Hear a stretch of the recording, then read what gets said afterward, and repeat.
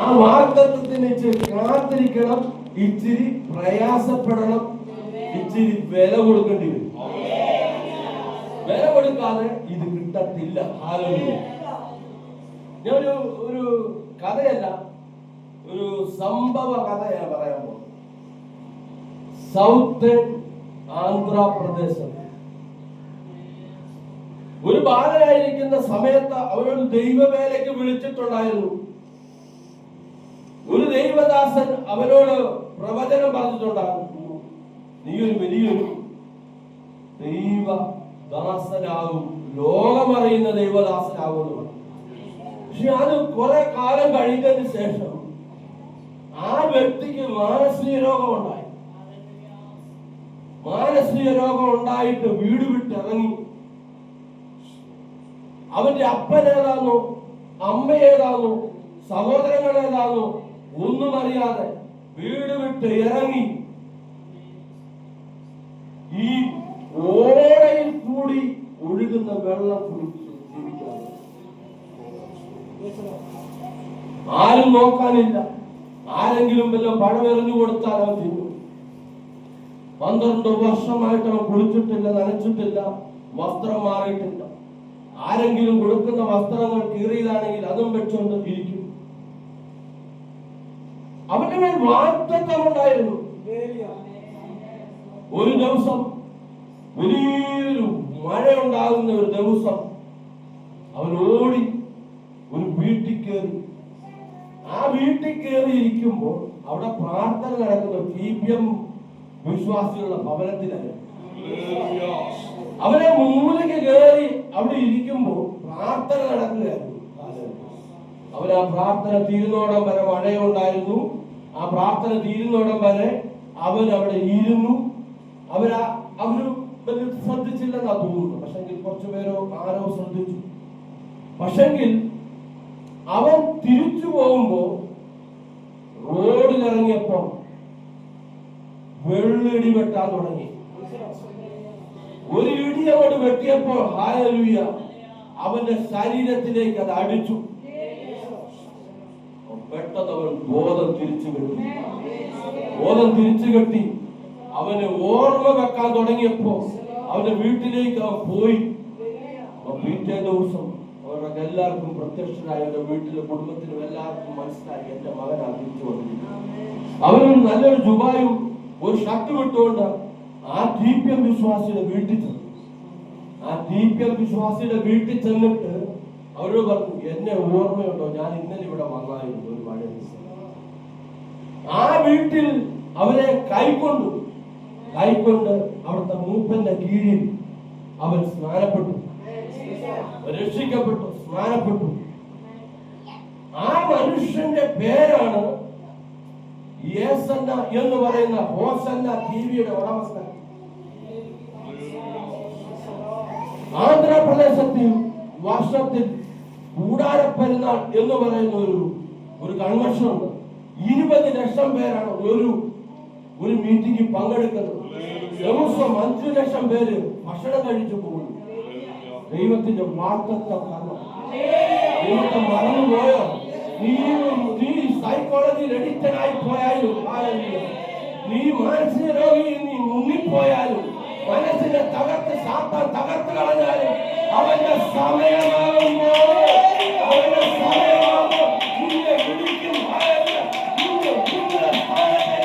കൊണ്ടുവരുമെന്ന് പറഞ്ഞാൽ ആ ദൈവത്തെ നമ്മൾ സ്വീകരിക്കുന്നത്, ആ ദൈവത്തെ നമ്മൾ സ്വീകരിക്കുന്നത്, ആ ദൈവം നമ്മുടെ ഉള്ളിലുള്ളത്. യേശു ഒരിക്കൽ പറഞ്ഞു, എന്നെ സ്നേഹിക്കുന്നവനെ എന്റെ പിതാവും സ്നേഹിക്കും. ഞങ്ങൾ വന്ന് അവന്റെ കൂടെ വാസമുറപ്പിക്കും, അല്ലെങ്കിൽ വസിക്കും. നമ്മൾ അതിനകത്ത് വലിയൊരു സംഭവം നമ്മൾ ഓർക്കണം. യേശുവിനെ സ്നേഹിച്ചാൽ പിതാവ് നമ്മളെ സ്നേഹിക്കും. അവര് എല്ലാവരും കൂടെ വന്ന് നിന്റെ കൂടെ വന്ന് വസിക്കും. 14-23 വസിക്കും. നമ്മൾ നിസ്സാരക്കാരല്ല. ആദ്യം ഒന്ന് മനസ്സിലാക്കണം, നമ്മുടെ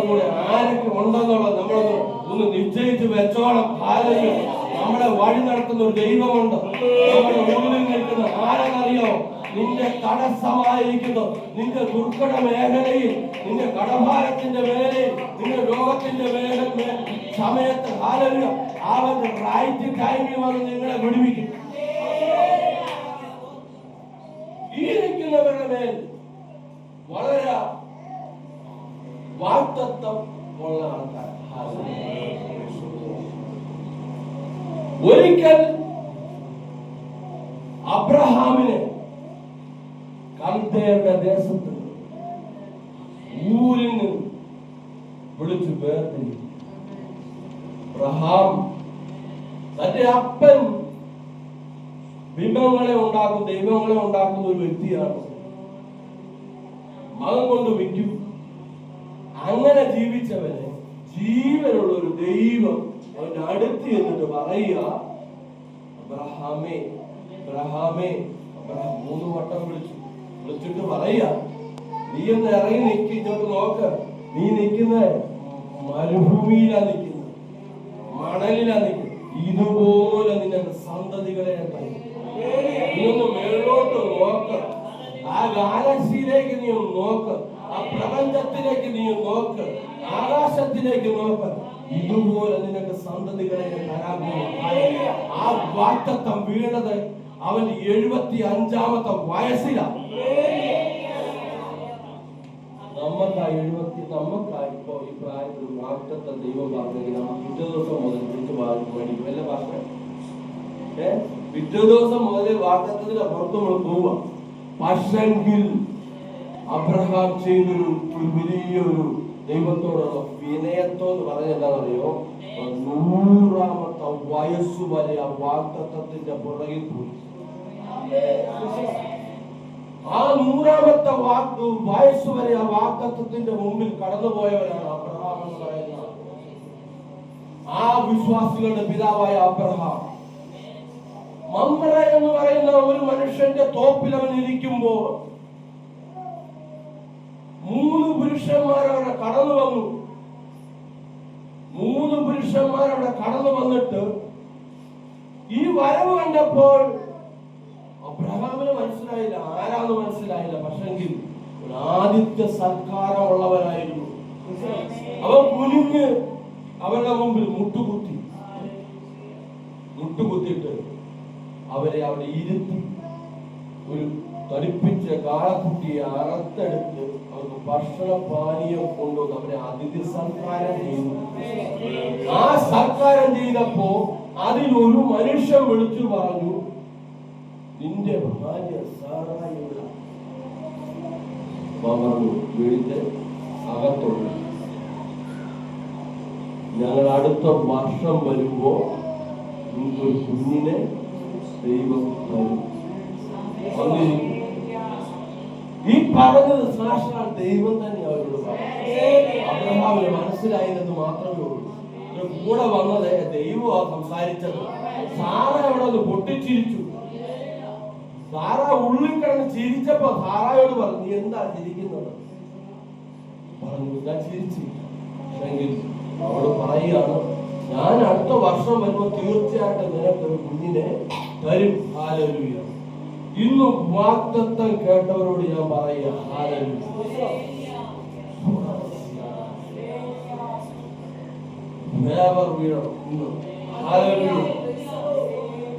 ദൈവം നിന്റെ ഭവനത്തിൽ വന്ന, ദൈവം നിന്റെ വീട്ടിൽ വന്ന, ദൈവം നിന്റെ സഭയിൽ വന്ന, ഹല്ലേലൂയ, ദൈവത്തിന്റെ വാഗ്ദത്തം നിവർത്തിക്കാൻ വേണ്ടി മാത്രമാണ്. ഓ ഹല്ലേലൂയ. നീ പല നാളായിട്ട് വാഗ്ദത്തത്തിന്റെ പുറകെ നീ നടന്ന് നീ നടക്കുന്നുണ്ടെങ്കിൽ ഹല്ലേലൂയ, അത് ഇന്ന് പലകാലം ആ വാഗ്ദത്തം നിവർത്തിയിരിക്കട്ടെ. യേശുവിന്റെ നാമത്തിൽ ആ വാഗ്ദത്തം നിവർത്തിക്കും. ഹല്ലേലൂയ. എന്റെ വാഗ്ദത്തങ്ങൾ തകർന്നു പോയോ? 90 വയസ്സുള്ള സാറ എങ്ങനെ പ്രസവിക്കും? 100 വയസ്സുള്ള അബ്രഹാമിന് അവന്റെ ആരോഗ്യം മുഴുവൻ നഷ്ടപ്പെട്ടിരിക്കുമ്പോൾ ദൈവത്തിന്റെ വാഗ്ദത്തം പറയാണ്. നിങ്ങൾക്കൊരു പുത്രനുണ്ടാകാൻ പോവുകയാണ്. 18-ാം അധ്യായത്തിൽ മമ്മയുടെ തോപ്പിൽ ഇറങ്ങിയ ഒരു ദൈവമുണ്ട്. ഈ 21-ാം വാക്യത്തിൽ അവൻ കാനാൻ ദേശം വിട്ടു. കാനാൻ ദേശമല്ല, അവൻ മമ്മയുടെ തോപ്പ് വിടുകയാണ്. അവൻ മമ്മയുടെ തോപ്പ് വിട്ടിട്ട് ഹല്ലേലൂയ ഗരാറിലേക്ക് പോയി. ഫെലിസ്ത്യരുടെ മണ്ണായ ഗരാറിലേക്ക് പോകുമ്പോൾ അബീമേലെക്ക് ഹല്ലേലൂയ അറിഞ്ഞു അബ്രഹാമിന്റെ ഭാര്യ അതിസുന്ദരിയാണെന്ന്. ഈ 90 വയസ്സുള്ള ഈ പ്രായമുള്ള വൃദ്ധ ആയ ഈ സ്ത്രീ ആ രാജ്യത്തിൽ അതിസുന്ദരിയാണെന്ന് പറയാൻ കാരണം എന്താ? ആ രാജാവിന് മോഹിക്കാൻ കാരണം എന്താണെന്ന് അവിടെ ശരീരത്തെ മാറ്റി ദൈവം, അവിടെ പ്രായത്തെ മാറ്റി. 90 വയസ്സുള്ളവരെ 26 ആക്കി മാറ്റുന്ന ഒരു ദൈവമുണ്ട്.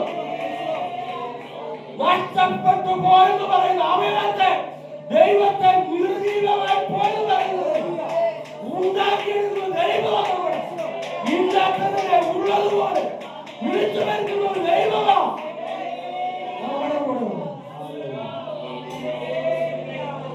18-ാം അധ്യായത്തിൽ സകല പ്രകൃതിയാലുള്ള സകലതും അവർക്ക് നഷ്ടപ്പെട്ടു.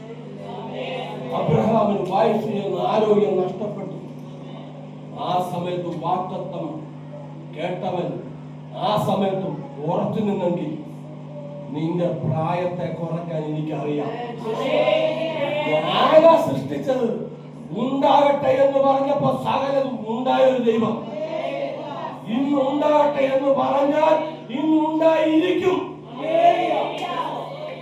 നിന്നോടൊരു വാഗ്ദത്തം എന്ന് പറയണമെങ്കിൽ നിനക്കത് സംഭവിക്കാൻ പോവാ.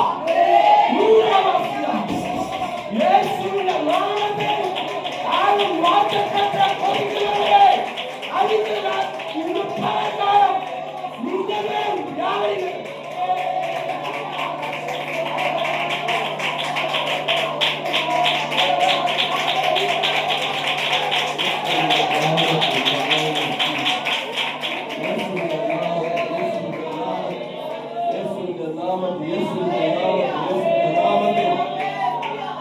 അവൻ ഭയങ്കര സുന്ദരിയായെന്നറിഞ്ഞപ്പോൾ ആ ഫെലിസ്ത്യനുള്ള സകല ജനവും രാജാവിനോട് പറഞ്ഞു, ഇന്നൊരു സുന്ദരിയായവർ വന്നിരിക്കുന്നു, അവളെ കൊണ്ടുവരാൻ പറഞ്ഞു. അരമനയിലേക്ക് കയറ്റിയപ്പത്തിന് കൈ തൊട്ടപ്പം ദൈവം ഇറങ്ങി അവിടെ കൂടെ തൊട്ടുപോകരുതെന്ന്. നിന്റെ ബുദ്ധിമുട്ടിന്റെ പ്രയാസത്തിന്റെ നടുവിൽ ഇറങ്ങി വരുന്ന ഒരു ദൂതനുണ്ടെന്ന് ദൂതനായിട്ട് പറഞ്ഞു. അതിലേക്ക് തൊടരുത്, നീ നിന്റെ രാജ്യം നശിക്കും.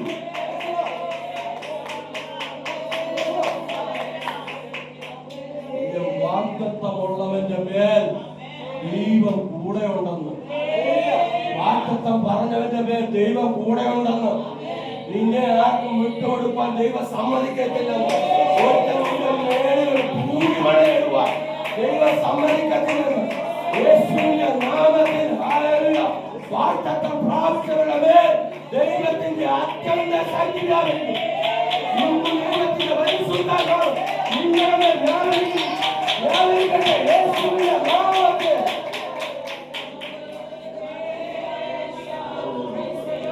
Hallelujah, hallelujah. ആ നിമിഷം വിശ്വാസികളുടെ പിതാവെന്ന് പറയുന്ന അബ്രഹാം തന്നെ പേടിച്ചു. ഗെരാറിൽ ചെന്നപ്പോൾ അബീമേലെക്ക് പിടിച്ചുകൊണ്ട് പോയപ്പോൾ ഭാര്യയോട് പറഞ്ഞൊരു വാക്കുണ്ട്, നീ എന്റെ ഭാര്യ എന്ന് പറഞ്ഞാൽ എനിക്ക് ദൈവമാനിയുണ്ടാകും, അതുകൊണ്ട് നീ എന്റെ സഹോദരി എന്ന് മാത്രം പറഞ്ഞു. ആ സമയത്ത് അബ്രഹാമെ നീ പേടിച്ചു പോയിട്ടുണ്ടെങ്കിൽ നിന്നോട് വാഗ്ദത്തം പറഞ്ഞവൻ നിന്നോട് കൂടെയുണ്ട്. നിന്നോട് വാഗ്ദത്തം പറഞ്ഞവൻ നിന്നോട് കൂടെയുണ്ട്. ഓ ഹല്ലേലൂയ. ഒരു യോസേഫിനെ പൊട്ടക്കടത്തിൽ തള്ളിയിട്ടെങ്കിലും അവൻ ദർശനം പ്രാപിച്ചവനാണ്, സ്വപ്നം പ്രാപിച്ചവനാണ്. ഹല്ലേലൂയ. അവന്റെ ഉള്ളില് ദൈവമുണ്ടെന്ന് ബൈബിൾ എഴുതി വെച്ചിരിക്കുക. ഈ പൊട്ടക്കടത്തിൽ കിടന്നാലും യഹോവയാ ദൈവം നിന്റെ കൂടെ. നിന്നെ ആരൊക്കെ എടുത്തെറിഞ്ഞോട്ടെന്ന്, നിന്നെ ആരൊക്കെ നിന്ദിച്ചോട്ടെന്ന്, നിന്നെ ആരൊക്കെ പരിഹസിച്ചോട്ടെന്ന്, നിന്റെ പള്ളി വിലക്കെന്നിരിക്കും, നിന്നെ വീട്ടുകാർ വിലക്കെന്നിരിക്കും, നിന്റെ വീട്ടുകാർ നിന്നെ പുറത്താക്കിയെന്നിരിക്കും. വാഗ്ദത്തം പ്രാപിച്ചവന്, സ്വപ്നം പ്രാപിച്ചവന്, ദർശനം പ്രാപിച്ചവന്റെ ഉള്ളിൽ ദൈവം കൂടെ നിൽക്കും. അവന്റെ കൂടെ ദൈവത്തിന്റെ ദൂതന്മാരെ ഇറക്കി നിർത്തും. ദൈവം ഒട്ടക്കളത്തിൽ കിടക്കുമ്പോൾ പൊത്തിപ്പേറിന്റെ ഭാര്യ അവരെ വശീകരിച്ച് അവന്റെ വിശുദ്ധി കാത്തു പരിപാലിച്ചു. യോസേഫിന്റെ വിശുദ്ധി കാത്തു പരിപാലിച്ചു. അവൻ ഓടിപ്പോകുമ്പോ അവന്റെ വസ്ത്രത്തെ വലിച്ചു കീറിയെടുത്തു. തെരുവിലേക്ക് വസ്ത്രത്തെ വലിച്ചു കീറിയെടുത്തു. പക്ഷേ പൊത്തിപ്പോറിന്റെ ഭാര്യയെ, നിനക്ക് എന്റെ വസ്ത്രത്തിന്റെ പാതി വലിച്ചു കീറാനേ പറ്റത്തുള്ളൂ. എന്റെ ഉള്ളിൽ കിടക്കുന്ന സ്വപ്നത്തെ, എന്റെ ഉള്ളിൽ കിടക്കുന്ന സത്യത്തെ പറ്റുമോ? യേശുവിന്റെ നാമത്തിൽ ദർശനം പ്രാപിച്ചവനെയും അറിയാം. ആ തവനക്ക് വേണ്ടി ഒരുക്കി വെച്ചിരിക്കുക കെണിയിൽ നിനക്കൊരു ബോധന സംഭവിക്കാം. എന്നേക്കുമായി നശിപ്പിക്കാൻ നിന്നെ സാധിപ്പിക്കത്തില്ല. നിന്റെ ദൈവത്തിന്റെ ദൂതന്മാർ നിന്റെ ചുറ്റും പാളയം ഇറങ്ങിയിരിക്കും. നിന്റെ ഭവനത്തിൽ പാളയം ഇറങ്ങിയിരിക്കും. നിന്റെ ഭവനത്തിൽ പാളയം ഇറങ്ങി, നിന്റെ ആലയത്തിൽ പാളയം ഇറങ്ങുന്നു.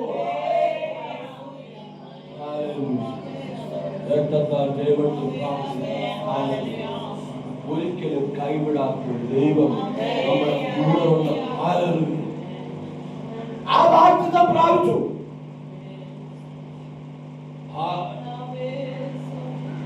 അബ്രഹാം സാറായി ഗർഭം ധരിച്ചു.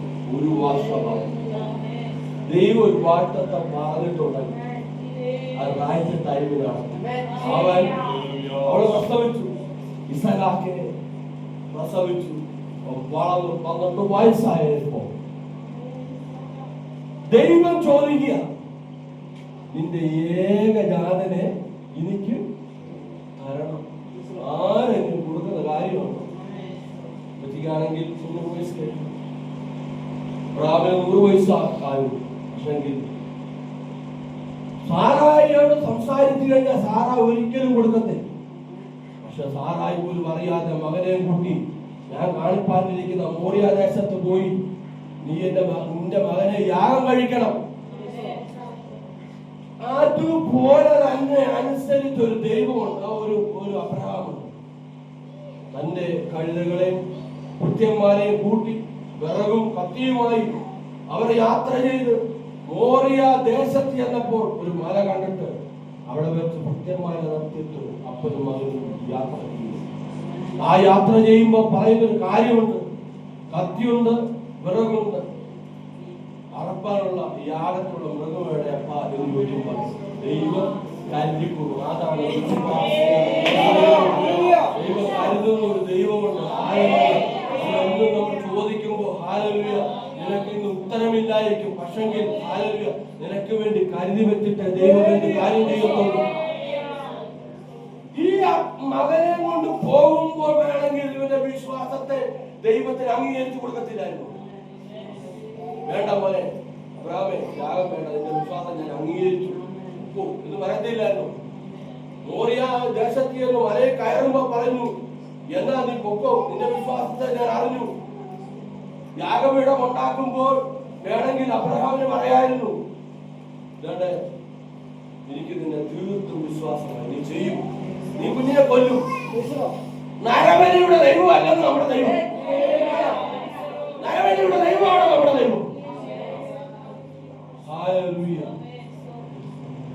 ഇതെല്ലാം ഉണ്ടാക്കി, ബലിപീഠങ്ങളെല്ലാം ഉണ്ടാക്കി കുഞ്ഞിനെ കിടത്തി, കാലും എല്ലാം കെട്ടി വിറകും അടുക്കി വെച്ചിട്ട് കുഞ്ഞിനെ കിടത്തിയിട്ട് കുത്താൻ വാൾ ഊരിയപ്പോ ആ വാളിന്റെ നടുവിലും കുഞ്ഞിന്റെ നടുവിലും തക്ക സമയത്ത് ഇറങ്ങുന്ന ദൂരം പറയാ, അബ്രഹാമേ വാളിന്റെ മേൽ കൈവെക്കരുത്.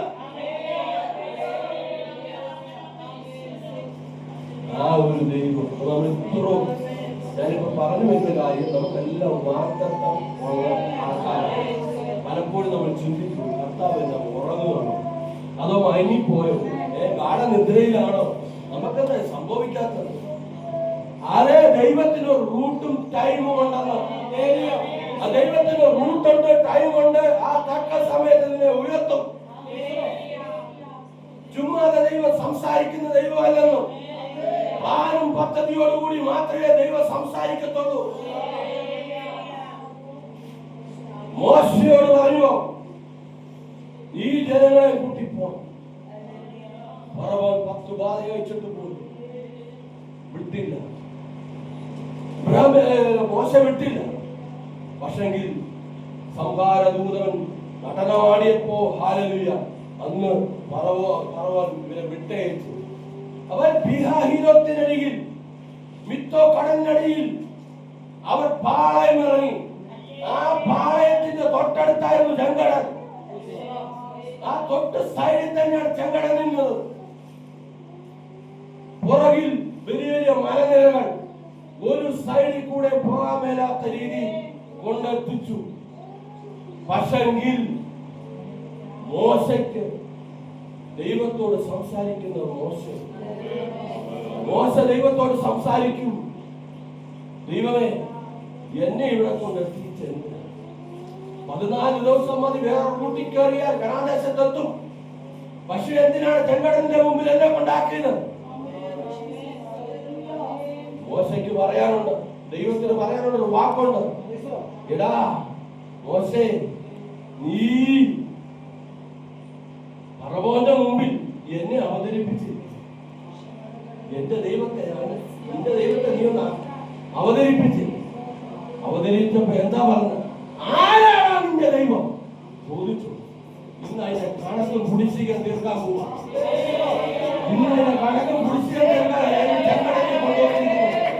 അല്ലാതെ നിന്നെ ഞാൻ വഴി വിട്ടിട്ട് പോകുന്ന ദൈവമല്ലെന്ന്. ഇന്ന് 14 ദിവസം കൊണ്ട് എനിക്ക് അക്ഷരദേശത്തെത്തിക്കാൻ കഴിയില്ല. നീ പറയുന്ന നിമിഷം, നീ ഇസ്രായേൽ പറയുന്ന നിമിഷം തന്നെ ഈ 5 ലക്ഷം പേരെ കൂട്ടി, കുഞ്ഞുങ്ങളെ കൂട്ടി ഒരു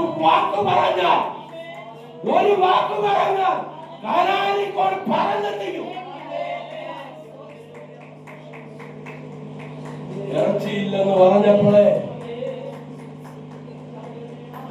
കാടപ്പക്ഷികളെ കൊണ്ട് ദൈവമുണ്ട്. ഭക്ഷിപ്പാൻ ആഹാരമില്ലെന്ന് പറഞ്ഞപ്പോഴത്തെ മന്ന പൊഴിച്ചു കൊടുത്ത ദൈവത്തിന് വലിയ ബുദ്ധിമുട്ടാണോ ഈ മിസ്രൈമിൽ നിന്ന് നേരെ കനാൻ ദേശത്തിലേക്ക് പറത്താൻ, അവർക്കൊന്ന് പറന്നു പോകാൻ? പക്ഷെങ്കിൽ കുടിശ്ശിക തീർത്തിട്ടേ വരത്തുള്ളൂ. എന്നാലറിയോ, ഇത് നിന്നെ ഇനി പിന്തുടരരുത്, ഇത് നിന്നെ ഇനി പിന്തുടരരുത്, ഇനി പിന്തുടരരുത്. ഈ പാടല ഒഴിഞ്ഞു പോകണം. യേശുവിന്റെ നാമത്തിൽ ഇനി നിന്റെ പിന്തുടരരുത്. സമ്മതിക്കരുത്. അവന്റെ അടിവേദനയാണ്.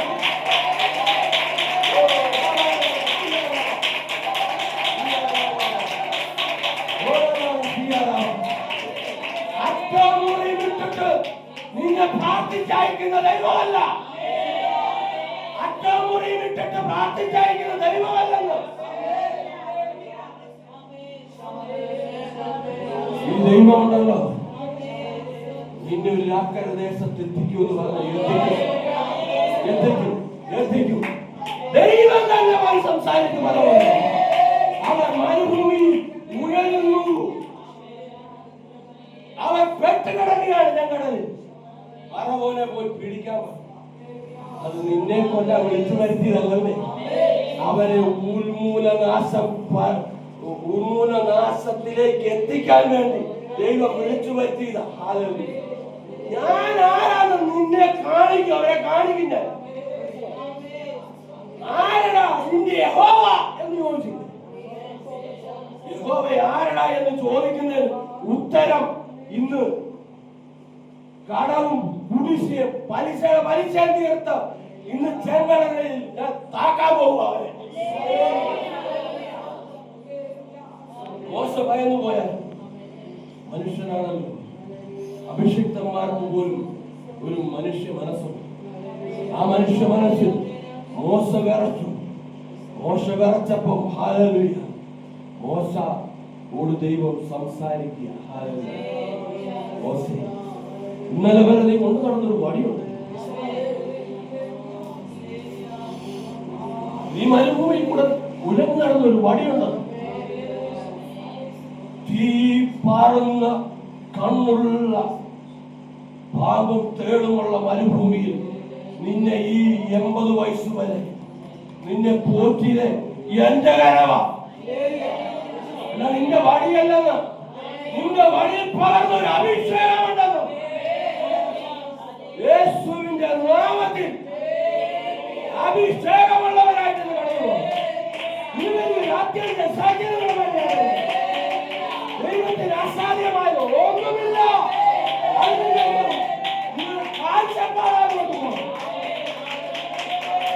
രണ്ട് പാട്ടുപാടി, രണ്ട് അന്യഭാഷ, രണ്ട് കൈയടിച്ചോട് പോകരുത്. ദൈവത്തിന്റെ ഗ്ലോറി, ദൈവത്തിന്റെ മഹത്വം എന്ന് കാണണം. നിന്റെ കണ്ണടയ്ക്കുമ്പോ ഇറങ്ങി നിൽക്കുന്ന ഒരു ഗ്ലോറി വെളിപ്പെട്ടു വരണം.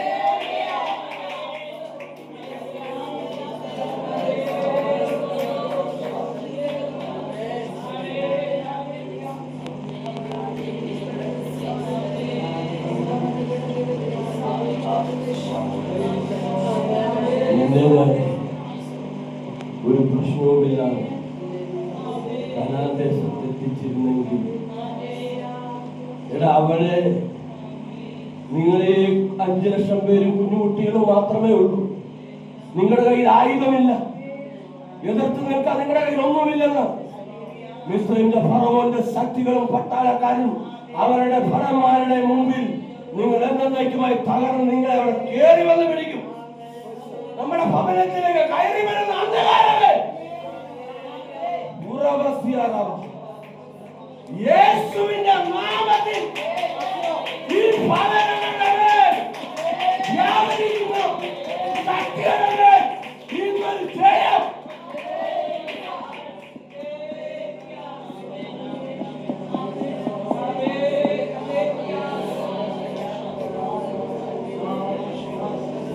കെട്ടുകൾ അഴിയും. ഇന്ന് പൊട്ടട്ടെ പൊട്ടട്ടെ പൊട്ടട്ടെ. പ്രാപിച്ചു പ്രാപിച്ചു പ്രാപിച്ചു പ്രാപിച്ചു. യേശുവിന്റെ ശക്തി ഇന്ന് പ്രാപിക്കണം. പരിശുദ്ധാത്മാവിന്റെ വലിയ വലിയ വേലിയേറ്റം ഉണ്ടാകണം. ഇന്ന് വേലിയേറ്റം ഉണ്ടാകണം. ദൈവം നിന്റെ കൂടെ ഇന്ന് വസിക്കണം. യേശുവിന്റെ ശക്തി നിന്റെ മേൽ വ്യാപരിക്കണം.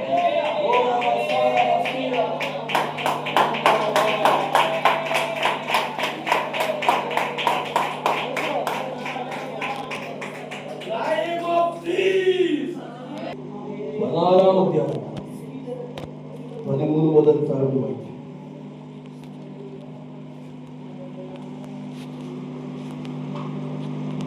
അതിന് മോശ ജനത്തോട് ഭയപ്പെടേണ്ട, ഉറച്ചു നിൽക്കുവിൻ. ഭയപ്പെടേണ്ട, ഉറച്ചു നിൽപ്പീൻ. നമ്മൾ ആദ്യം വായിച്ചതാണ്. അല്ല, നമ്മൾ ആദ്യത്തെ കുർബാനയിൽ നമ്മൾ വായിച്ചത്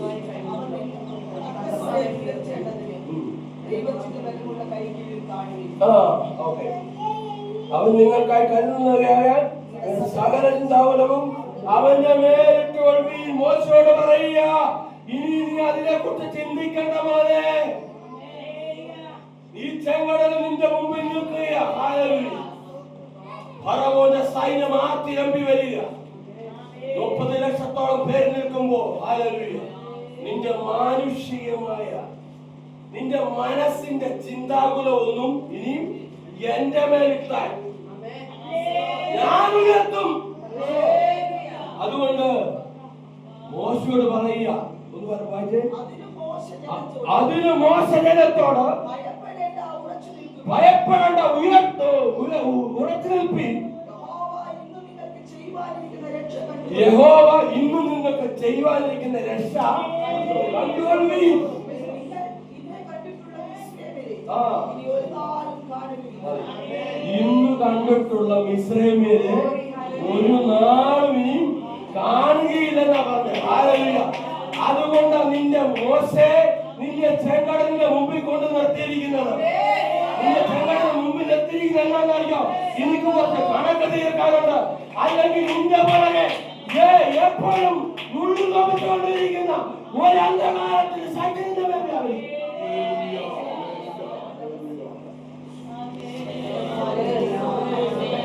അതിനെ പടിക്കകത്ത് കെട്ടിയില്ല. അതിനെ എന്നേക്കുമായി കുഴിച്ചു മൂടാനാണ്. അവനെ എന്റെ മഹത്വം കാണിക്കും. യഹോവ ആരാ എന്ന് ചോദിച്ചാൽ അതിന് ഉത്തരം അവനെ കാണിക്കും. നിന്റെ കയ്യിൽ എന്തായിരിക്കും? ഒരു വടി. അതെ, 40 വർഷമായിട്ട് നീ കൊണ്ടു നടന്നു. ഇബ്രോവിന്റെ ഫലഭവനത്തിൽ നീ ഒളിച്ചോടി പോയില്ലേ? എന്റെ ഈ ഫലഭവന്റെ കൊട്ടാരത്തിൽ നിന്ന് ഒളിച്ചോടി പോയില്ലേ? അന്ന് നിന്റെ അമ്മ ഇപ്പൊ നിന്നെ കളിപ്പിച്ചതാടാ വടി. പക്ഷെങ്കില് അതിന്റെ മേലൊരു അഭിഷേകം ഞാൻ തന്നിട്ടുണ്ടായിരുന്നു. അതിന്റെ മേലൊരു അഭിഷേകം ഞാൻ തന്നിട്ടുണ്ടായിരുന്നു.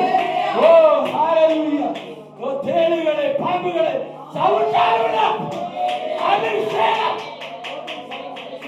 ആ വടിയിൽ പകർന്നിട്ടുണ്ട്. അതെ, നിങ്ങൾ പാമ്പിന് അല്ലടാ മോനെ ചെയ്യാൻ പോകുന്നത്. നീ ഇവിടെ നേരിട്ട് ചെങ്കടലിനെ രണ്ടായി ഞാൻ വിഭാഗിക്കാൻ പോവുക. ചെങ്കടലിനെ രണ്ടായി വിഭാഗിക്കാൻ പോവുക.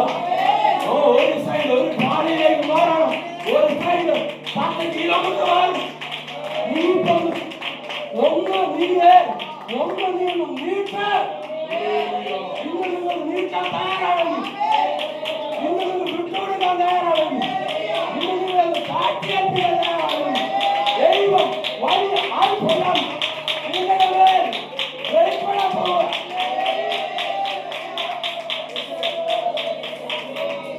വെളിപ്പെടാൻ പോവുക.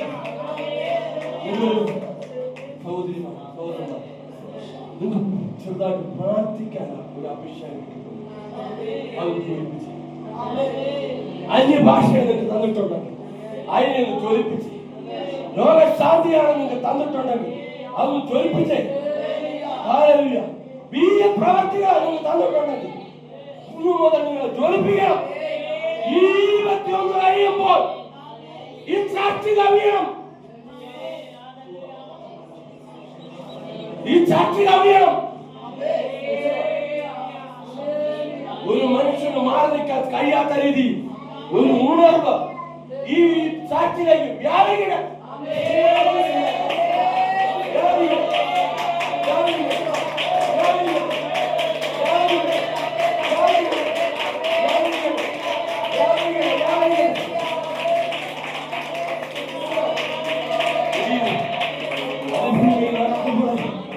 നിനക്കൊരു വടിയുമായിട്ടാണ് പലപ്പോഴും ഹല്ലേലൂയ മരണത്തെ വരെ നീ കൊതിച്ചിട്ടുണ്ട്.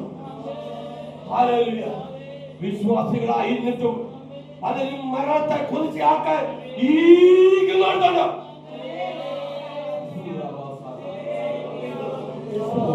ഹല്ലേലൂയ. ആ മരണ ഭൂതങ്ങളെ വിട്ടുമാറും, മരണ പിശാചുകളെ വിട്ടുമാറും, ദേശാധിപതി ശക്തികളെ വിട്ടുമാറും. ദൈവത്തിന്റെ വാഴ്ച ഉണർത്തട്ടെ. മുമ്പിലുള്ള കണ്ണുകൾ തുറന്നുതരട്ടെ.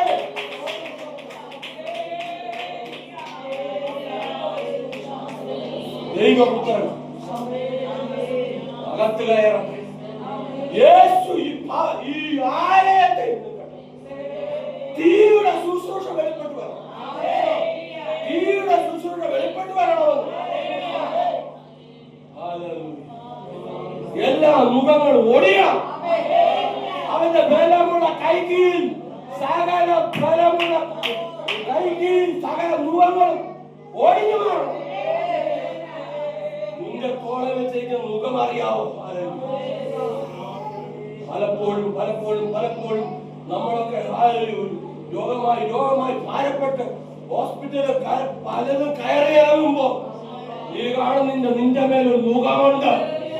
അതേ പിശാചിന്റെ മുഖമാ. അതിന് ഒഴിയണം.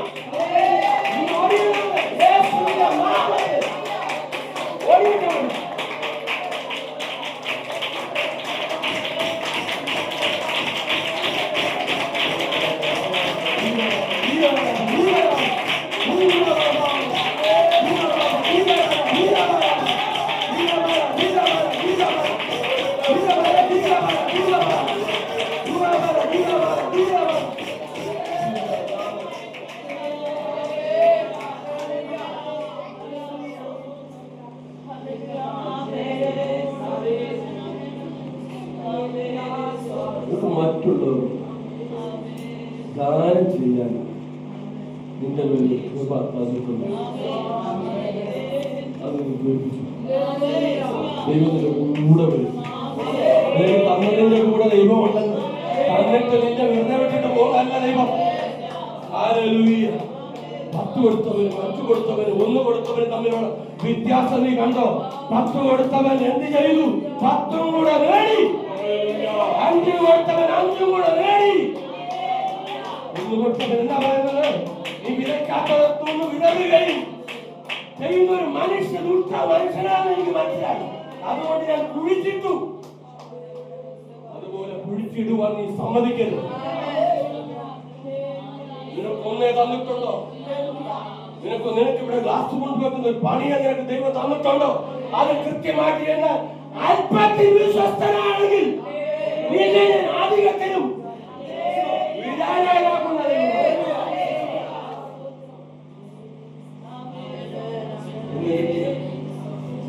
ചെറിയ താരന്റെ ഓർമ്മ ജ്വലിപ്പിച്ചു. നീ അത് പറയും കീഴി വെച്ച് കെടുത്തി കളയല്ലേ. അതിന് ജ്വലിപ്പിക്കണം. പിന്നീട് നിന്റെ യജമാനം വരുമ്പോ എന്താ ചെയ്യുന്നറിയോ? 10 കിട്ടിയവന് 3 തരും. 1 കിട്ടിയവന് നീ കൃത്യമായി ചെയ്തിട്ടുണ്ടെങ്കിൽ അവൻ 1001 തരും. അതാണ് നമ്മുടെ ദൈവം.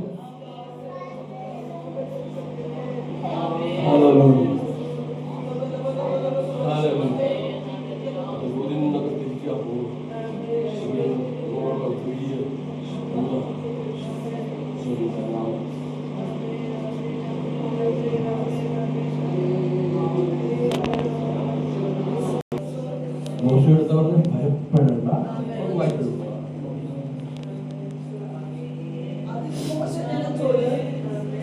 ഭയപ്പെടേണ്ട, ഉറച്ചു നിൽക്കുവിൻ.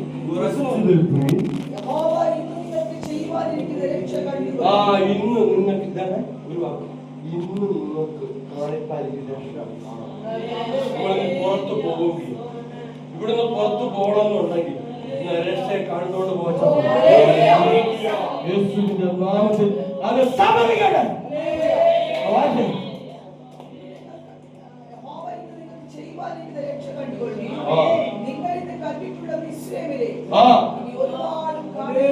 ഒരു നാളും കാണുകയില്ല. സൈന്യം പുറകെ വന്ന് ആർത്തരപ്പിച്ചു നിൽക്കുന്ന രഥങ്ങളുടെ അവൻ ആകാശം ചായച്ചു. ഇങ്ങനൊന്ന് നോക്കി രഥം എത്രയാണെന്ന്, കുതിര പടയാളികൾ എത്രയാണ്, കുതിര എത്രയാണ്, രഥത്തിന്റെ ചക്രം താറുമാറാക്കുന്ന ദൈവം. അത് മരുഭൂമി വെച്ച് നടത്തില്ല. ഇനി വരാൻ പോകുന്ന വേറെയാ. അവനൊന്ന് നോക്കിയാൽ നിന്റെ ശത്രുവിന്റെ രഥങ്ങൾ തകർന്നു പോകും. നിന്റെ ശത്രുവിന്റെ സകലതും ഉടഞ്ഞു പോകും.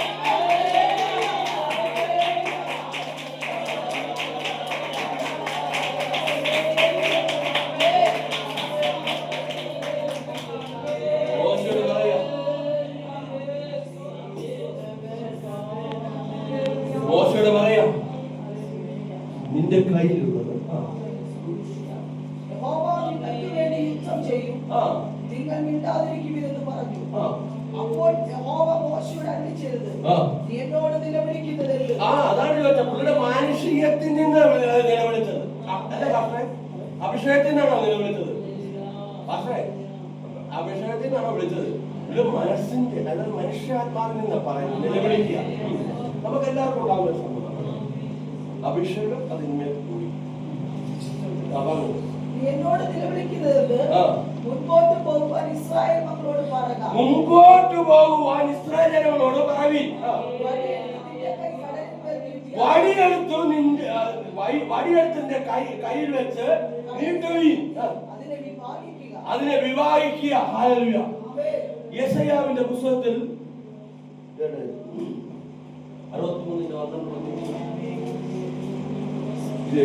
ആരുടെ കയ്യാ നിന്നൊന്നും കൂടെ അറിയുമോ?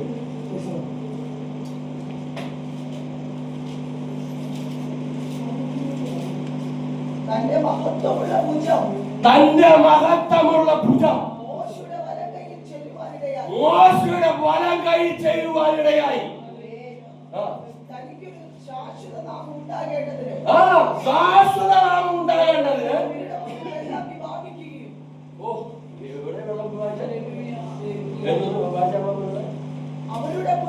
അവരുടെ മുമ്പിൽ വെള്ളം വിഭാഗിച്ചു. ദൈവത്തിന് അവന്റെ ശാശ്വതമായ നാമം വെളിപ്പെടാൻ വേണ്ടി അവന്റെ വടിയിലേക്ക് മോശയുടെ വടിയുടെ മേളിൽ ഇങ്ങനെ വടി പിടിച്ചിട്ടുണ്ട്. ആ വടിയുടെ മേളിൽ ഒരു കൈ പതിഞ്ഞു. ദൈവത്തിന്റെ കൈയായിരുന്നു.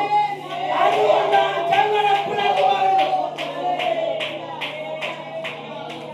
നാലായാമത്തിൽ ഇറങ്ങി വരുന്ന ഒരു ദൈവമുണ്ട്. നീ നാലായാമം വരെ നീ കണ്ണുനീരോട് പ്രാർത്ഥിക്കുന്നെങ്കിൽ ആ വെളുക്കുന്നതിന് മുമ്പ് ഇറങ്ങി വരുന്ന ഒരു ദൈവമുണ്ടെന്ന് നമ്മുടെ കൂടെ. നമുക്കൊരു മധ്യസ്ഥനും വേണ്ട, ഒരു സഹമധ്യസ്ഥയും വേണ്ട, യേശു മാത്രം. ആ യേശുവിനോട് നിങ്ങളൊന്ന് സംസാരിച്ച് ഇറങ്ങി വരുന്നു ദൈവം. ചെങ്കടൽ പിളർന്നു മാറി. മോശയും ഇസ്രായേൽ അക്കരെ കടക്കുന്നു. തൊട്ടുപുറകിൽ ഫറവോൻ സൈന്യവും ചെങ്കടലിൽ അമർന്നു. നിന്നെ ഒന്ന് പിടിപ്പിക്കുമ്പോഴല്ലോ പ്രത്യേക തരത്തിലാണ് നിന്നെ വിടുവിക്കുന്നത്. നിന്നെ ചുമ്മാ അങ്ങോട്ട് വിടുവിച്ച് വിട്ടു കഴിഞ്ഞാല് പിന്നെ നിന്റെ പൃഥുപാരമ്പര്യ ശക്തികളൊക്കെ നിന്റെ കൂടെ വരുമെന്ന്. ആ പൃഥുപാരമ്പര്യ ശക്തികളിൽ നിന്ന് ഒഴഞ്ഞു പോട്ടെ. യേശുവിന്റെ നാമത്തിൽ പൃഥുപാരമ്പര്യ ശക്തികളെ ദേശത്തേക്ക് വന്നു.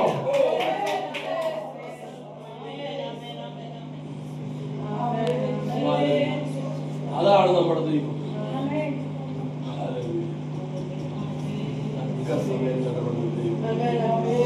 യാമത്തിൽ ഇറങ്ങി വന്നൊരു ദൈവം.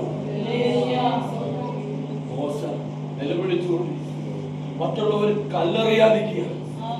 ഞങ്ങൾക്കവിടെ ശവക്കോട്ട ഇല്ലാഞ്ഞിട്ടാണോ നിങ്ങളിവിടെ ഞങ്ങളെ കൊണ്ടുവന്നത്? ഞങ്ങൾക്ക് എല്ലാ സമൃദ്ധിയും ഉണ്ടായിരുന്നു. പക്ഷെ നീ ഇവിടെ മരുഭൂമി ഞങ്ങളെ തകർക്കാനാണോ? ഈ ചെങ്കടലിന്റെ വാതിൽക്കത്ത് ഞങ്ങൾ മരിച്ചു വീഴാനാണോ കൊണ്ടുവന്നിരിക്കുന്നത് എന്നും പറഞ്ഞ കല്ലെറിയാൻ തുടങ്ങുമ്പോ ആരുടെ മധ്യത്തെ റൈറ്റ് ടൈമിൽ ഇറങ്ങി വന്ന ദൈവമുണ്ട്. ആ ദൈവത്തെയാണ് ഞാൻ നീ ആരാധിക്കുന്നത്. നമ്മുടെ ദൈവം ജീവനുള്ള ദൈവമാണ്, അല്ലാതെ മണ്ണും കുറ്റിയും കഴിക്കലുമല്ലെന്ന്.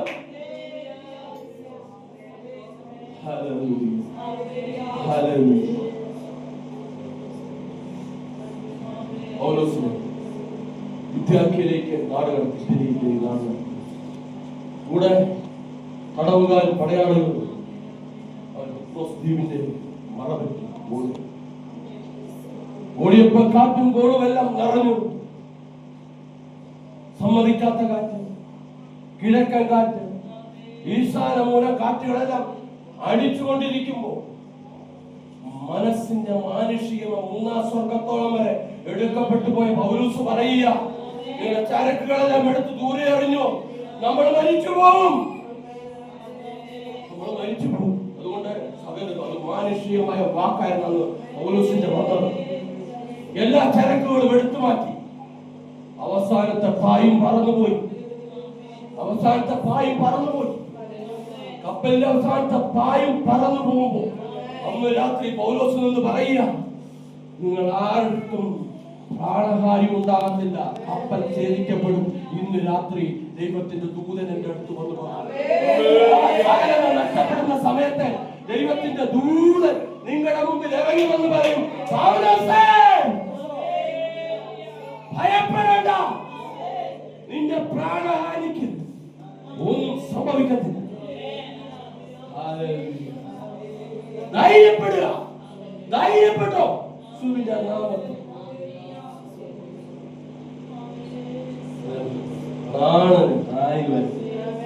മരണത്തെ ഭയപ്പെട്ടിരിക്കുന്ന ചിലരുണ്ട്.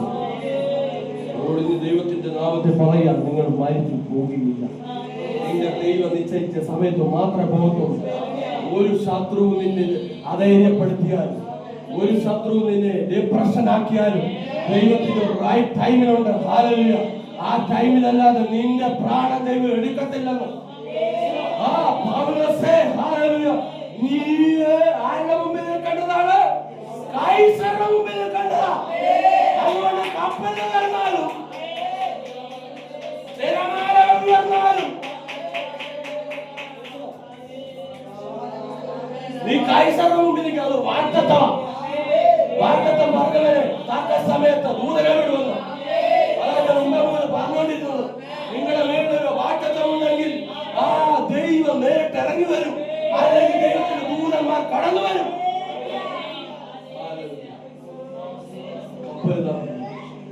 അവസാനത്തെ വായ്പ അവൻ നമുക്കറിയാം. പക്ഷെങ്കിൽ ഒരു വാക്കിയോടെ വായിച്ചിട്ട് ഒരു പറഞ്ഞിട്ട് ഞാൻ നിർത്തിക്കോളാം. ഗെരാരിൽ വാർത്ത അബ്രഹാം നേരിട്ട രണ്ടു വിഷയവും തന്റെ മകൻ നേരിടാൻ പോകുക. ഇസ്രായേലിൽ ക്ഷാമമുണ്ടായി.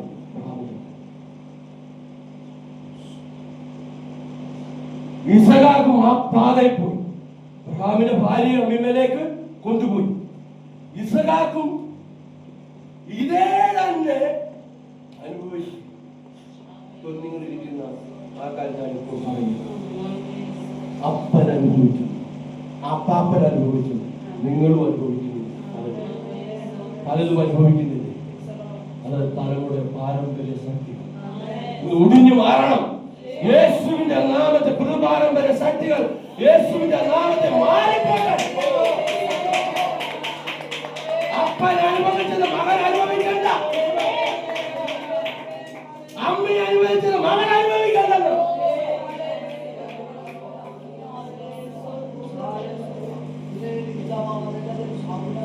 ഇസ്ഹാഖും ഗെരാറിലേക്ക് യാത്ര. ഇവിടെ ക്ഷാമം ഉണ്ടായപ്പോ ഗെരാറിലേക്ക് പോയപ്പോ റിബെക്കായെ പിടിച്ചുകൊണ്ട് അബീമേലെക്ക് അടുത്ത രാജാവാണ്. അവിടെ സംഭവിച്ചപ്പോ അവിടെ ദൈവം ഇടപെട്ടു. അതിനു മുമ്പ് ഒരു വ്യക്തമായ ഒരു വചനം ഇവിടെ കിടക്കുന്ന വായിക്കാം. ഈ ഇസഹാക്കും അപ്പന്റെ പാതയിൽ പോകാൻ തുടങ്ങിയപ്പോ ഗെരാരിയിൽ നിന്ന് ഈജിപ്തിലേക്കൊന്ന് പോകാൻ ശ്രമിച്ചു. മിസ്രൈമിലേക്ക് പോകാൻ തിരിപ്പിച്ചപ്പോ ദൂതനെ അല്ല വിട്ടത്, യഹോവയായ ദൈവം നേരിട്ട് അവന് പ്രത്യക്ഷനായിട്ട് പറയുക, ഇസഹാക്കേ, നീ ഈജിപ്തിലേക്ക് പോകണ്ട. പലപ്പോഴും പല രീതിയിൽ ദൈവം നമ്മളോട് ഇടപെടും. ദൂതൻ മുഖന്റെ ഇടപെടും. ദൈവം നിന്നോട് ശബ്ദത്തിൽ കൂടെ ഇടപെടും, ദർശനത്തിലൂടെ ഇടപെടും, സ്വപ്നത്തിൽ കൂടെ ഇടപെടും. ആ ദൈവം നിന്റെ മുമ്പിൽ നേരിട്ടാകും.